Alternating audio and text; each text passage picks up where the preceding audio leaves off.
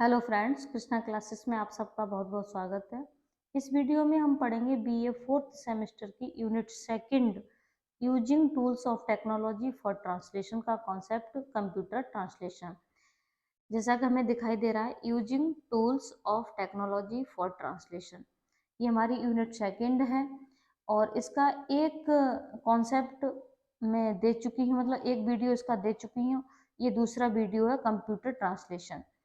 तो ये computer translation जो है ये क्या है देखेंगे। देखो, मैंने इसको बहुत अच्छे से एक्सप्लेन किया है, उम्मीद करती हूँ आपको समझ में आएगा। कंप्यूटर असिस्टेड ट्रांसलेशन, कंप्यूटर सहायक ट्रांसलेशन, CAT, ठीक है। तो CAT इसकी शॉर्ट फॉर्म है। C for computer, A for assisted और T फॉर ट्रांसलेशन। ये क्या होता है कंप्यूटर असिस्टेड ट्रांसलेशन, देखेंगे। CAT tools are software applications. CAT tools software applications होते हैं। वैसे टूल्स मीन्स होता है औजार हथियार, लेकिन यहाँ पर टूल्स का सेंस यहाँ पर औजार हथियार से नहीं है। टूल्स से मतलब डिवाइसेस से है, ठीक है। वो डिवाइसेस होती हैं सॉफ्टवेयर एप्लीकेशंस, ठीक है। CAT टूल्स सॉफ्टवेयर एप्लीकेशंस होती हैं दैट आर डिजाइंड, जिनको डिजाइन किया जाता है टू असिस्ट मीन्स मदद करने के लिए ट्रांसलेटर्स की in their day to day work, उनके दिन प्रतिदिन के रोजाना के कार्य में उनकी मदद करने के लिए इनको डिजाइन किया जाता है। मतलब CAT टूल्स वो सॉफ्टवेयर एप्लीकेशंस होते हैं जो ट्रांसलेटर्स की, अनुवादकर्ताओं की दिन प्रतिदिन के जो कार्य है करते हैं उनकी मदद करने के लिए इसको बनाया गया है। In order to assist, in order to means के लिए, असिस्ट मीन्स मदद करने के लिए, प्रोसेस ऑफ ट्रांसलेशन, ट्रांसलेशन अनुवाद की प्रोसेस में, प्रक्रिया में मदद करने के लिए CAT tools practice, CAT tools practice करते हैं, योगदान देते हैं या कह लीजिए भाग लेते हैं ट्रांसलेशन प्रोसेस, ट्रांसलेशन प्रोसेस में बाय यूजिंग प्रयोग करके डाटाबेस, डाटाबेसेस को, डाटाबेसेस एक तरह से क्या होता है, डाटाबेसेस देखो हम आपको समझाते हैं। डाटाबेसेस को वैसे कहते क्या है, कंप्यूटर में जो संचित सूचना सामग्री जिसको हम फीड कर लेते हैं वो डाटाबेसेस होता है, ठीक है। By using databases of earlier translation, प्रारंभिक ट्रांसलेशन की जो डाटाबेसेस है उसको प्रयोग करके, टिपिकली विशेष रूप से, from a particular source language, from means से, पर्टिकुलर मीन्स विशेष, सोर्स मीन्स स्रोत लैंग्वेज, एंड टारगेट लैंग्वेज और टारगेट लैंग्वेज को। सोर्स लैंग्वेज क्या होती है और टारगेट लैंग्वेज क्या होती है, इसको समझ लें। सोर्स लैंग्वेज जो होती है जिस भाषा को हम ट्रांसलेट करने जा रहे हैं, और टारगेट लैंग्वेज वो होती है जिस भाषा में हम ट्रांसलेट करने जा रहे हैं। मतलब जैसे मान के चलिए हिंदी, हिंदी से हम इंग्लिश में ट्रांसलेट करने जा रहे हैं, या पंजाबी से इंग्लिश में ट्रांसलेट, या कह लीजिए बंगाली में, बंगाली से इंग्लिश में ट्रांसलेट। तो बंगाली भाषा तो हो गई सोर्स लैंग्वेज, ठीक है, और जिसमें हम ट्रांसलेट करने किस में जा रहे हैं, इंग्लिश में, तो इंग्लिश हो गई हमारी target language. Frequency information, frequency information का प्रयोग करके, फ्रीक्वेंसी इंफॉर्मेशन, फ्रीक्वेंसी मतलब बार बार घटित होना किस, और सेगमेंटेशन डाटा, सेगमेंटेशन जो होता है वो कहेंगे खंडीकरण, खंडीकरण डाटा को, या किसी वस्तु मतलब सेगमेंटेशन होता है किसी वस्तु को विभिन्न खंडों में विभक्त करने की क्रिया को सेगमेंटेशन कहते हैं, इसे कह देंगे खंडीकरण। खंडीकरण डाटा को, फ्रीक्वेंसी इंफॉर्मेशन को, टारगेट लैंग्वेज को और सोर्स लैंग्वेज से, ठीक है। आगे देखेंगे।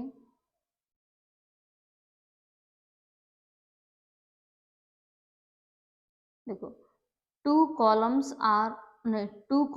और panels are typically displayed visually in a CAT tool interface.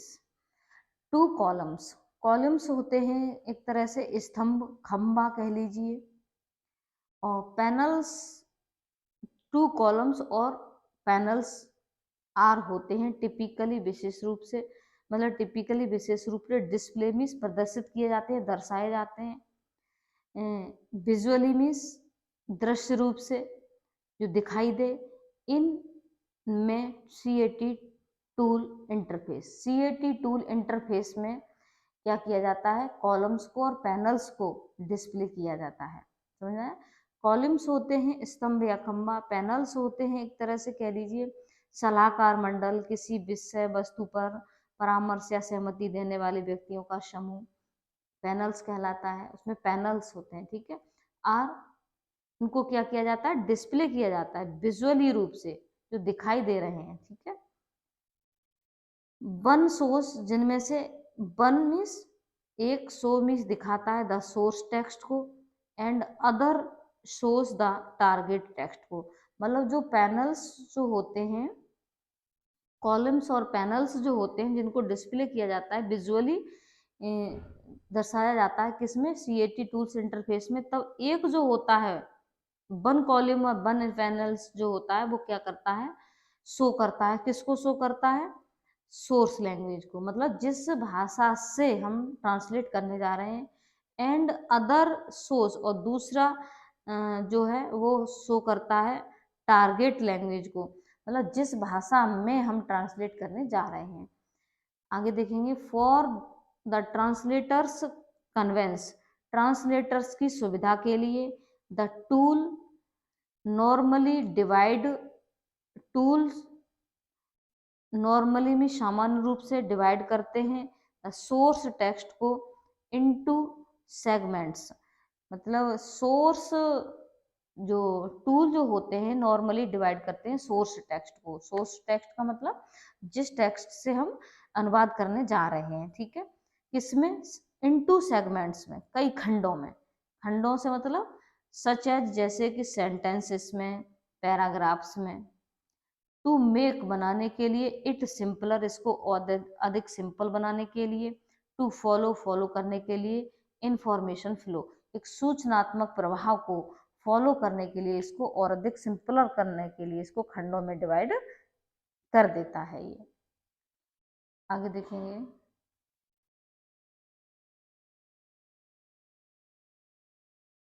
Types of CAT tool, तो फर्स्ट है memoQ, one of the most prevalent and widely used CAT tools among professional translators worldwide is memo Q.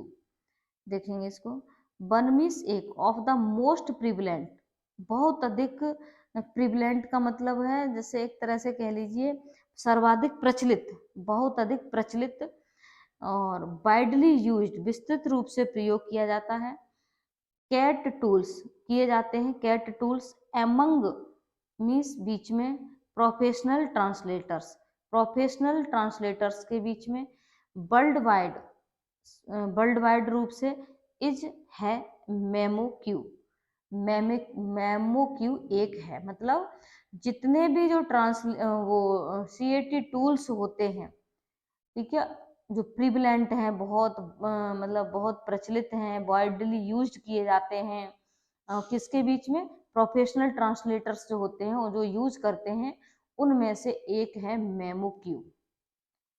It is used friendly, इसका friendly use किया जाता है, and safe save किया जाता है, as well as और has रखता है ए वेल डिजर्व रेपुटेशन, और एक बहुत डिजर्व,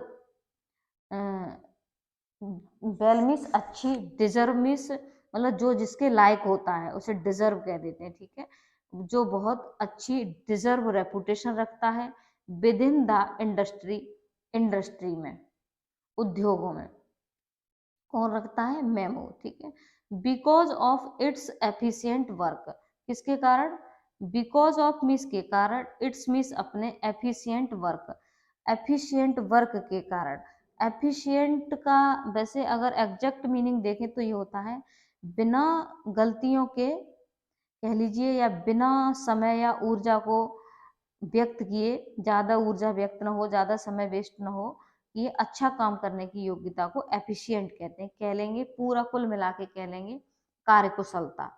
ठीक है, एफिशिएंट वर्क।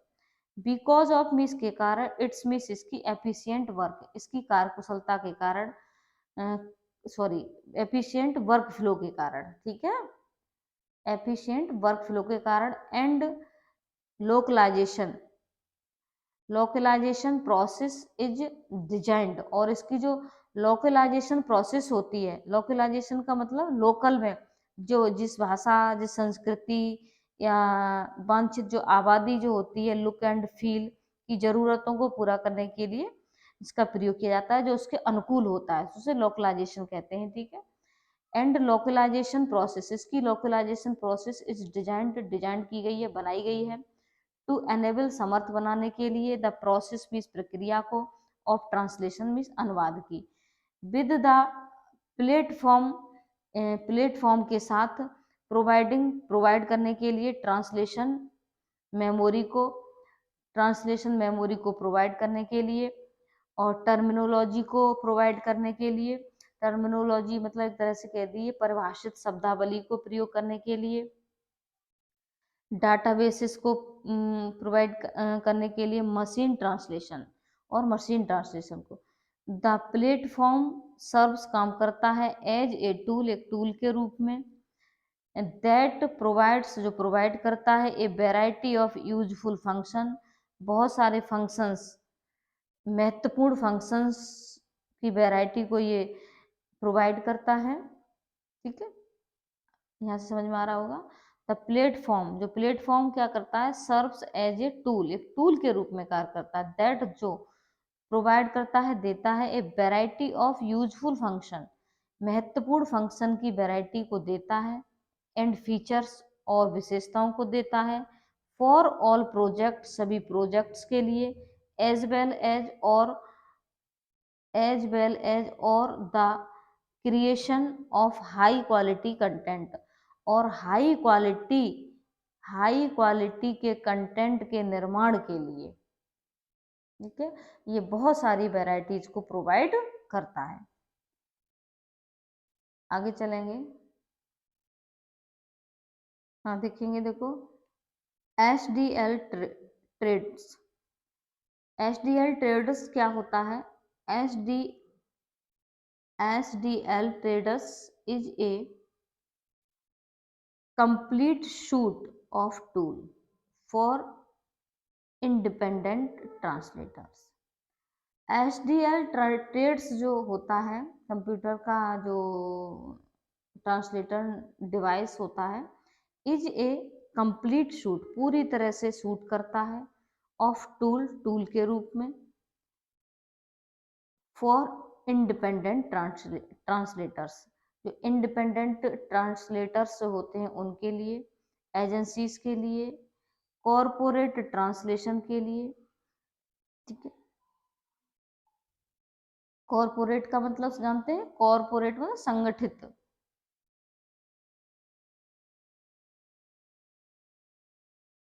हाँ आई बात समझ, यहाँ तक थे हम ट्रांसलेटर्स। थोड़ा सा रुकेंगे, हाँ, ट्रांसलेटर्स के लिए, एजेंसी के लिए, कॉरपोरेट ट्रांसलेशन के लिए एक संगठन, कॉरपोरेट ट्रांसलेशन डिपार्टमेंट के लिए।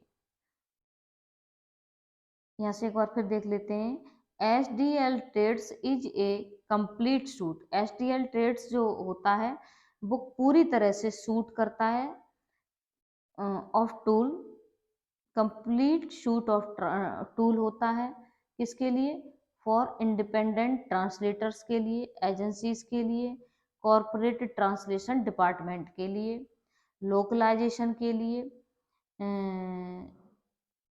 लोकलाइजेशन प्रोवाइडर्स के लिए, एंड एकेडमिक ऑर्गेनाइजेशंस के लिए, विच जो आर्मीज हो, आर विच आर ऑफर्ड, जिनको ऑफर्ड किया जाता है, दिया जाता है, by HDL A top providers, HDL के टॉप प्रोवाइडर्स होते हैं, उनके द्वारा इनको ऑफर किया जाता है, ऑफ कस्टमर्स के, कस्टमर एक्सपीरियंस क्लाउड्स सिचुएशन। ठीक है, तो कस्टमर एक्सपीरियंस क्लाउड सिचुएशन के जो प्रोवाइडर्स, टॉप प्रोवाइडर्स होते हैं उनके द्वारा इनको प्रोवाइड किया जाता है, एंड सर्विसेज और सर्विसेज के द्वारा इनको प्रोवाइड किया जाता है। आई बात समझ में?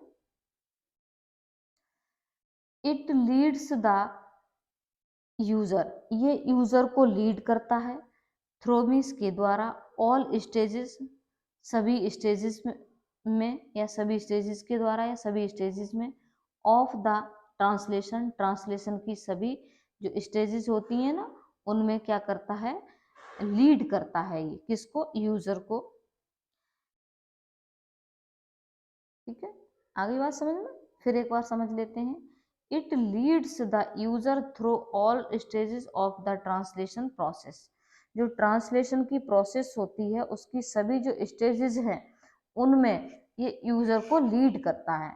फ्रॉम मैनेजिंग ग्लॉसरीज, फ्रॉम में से मैनेजिंग ग्लॉसरीज, मैनेजिंग व्यवस्थित करना, ग्लॉसरीज का मतलब शब्दावली या शब्दार्थ सूची, and large scale projects, large scale project to editing, और लार्ज स्केल पर प्रोजेक्ट को एडिटिंग करने के लिए, प्रूफ रीडिंग के लिए, and creating a translation memory, और क्रिएटिंग करने के लिए, निर्माण करने के लिए translation memory. The main features of HDL trades allows user to manage